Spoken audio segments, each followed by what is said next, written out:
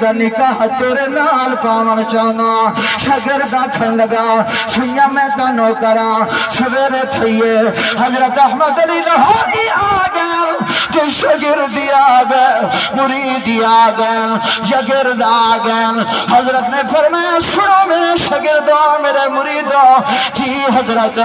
فرمایا اے میرا بال ہے میرا شاگرد ہے میں ایک رشتہ پیا دے دا نہ میں دا مال ڈٹھے نہ میں دی قوم ڈٹھی ہے نہ میں دا قبیلہ ڈٹھا ہے نہ میں دے رقبے ڈٹھل نہ میں دے جے دادا ڈٹھل سیاں کیوں ہی میں پہ کرے نیا جہیں پھر پرلے دا اتا پتا بھی نہیں جان دے بیٹی کیوں پہ دین دیا فرمایا میں محبوب دا فرمان علی شان پڑی ودا